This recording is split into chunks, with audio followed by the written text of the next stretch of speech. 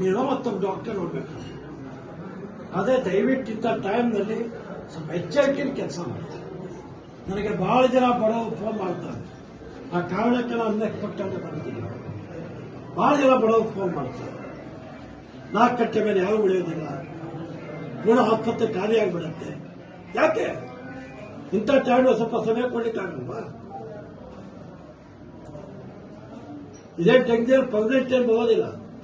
ಈ ಒಂದು ಆರಂಭದ ದಿವಸ ಬರುತ್ತೆ.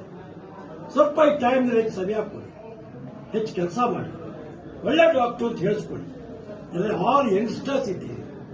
ಇನ್ನು ನಿಮ್ಮ ಫ್ಯೂಚರ್ನಲ್ಲಿ ಅನೇಕ ವರ್ಷ ಕೆಲಸ ಮಾಡಬೇಕಾಗಿದೆ.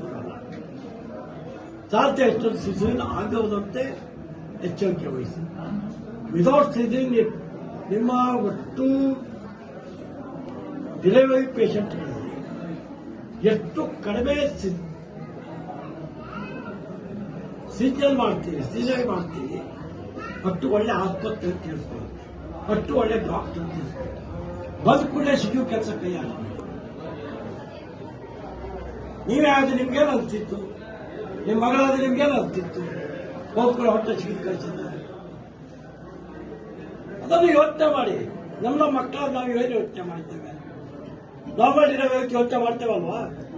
ನಮ್ಮ ಮಗನೋ ನಮ್ಮ ಸೊಸೆನೋ ಯೋಚನೆ ಮಾಡ್ತಾವ ಇಲ್ಲ? ಹಾಗೆ ಮತ್ತೊಬ್ಬ ಮಕ್ಕಳು ಹಾಗೆ ಅಂತ ಯೋಚನೆ ಮಾಡಿ. ಅವ್ರಿಗೇನು ಗೊತ್ತಿಲ್ಲ. ನಿಮ್ಗೆ ನಂಬ್ಕೊಂಡು ಜೀವ ಕೊಟ್ಟು ನಿಮ್ಮಿದ್ದಲ್ಲಿ ಬಂದಿರ್ತಾರೆ.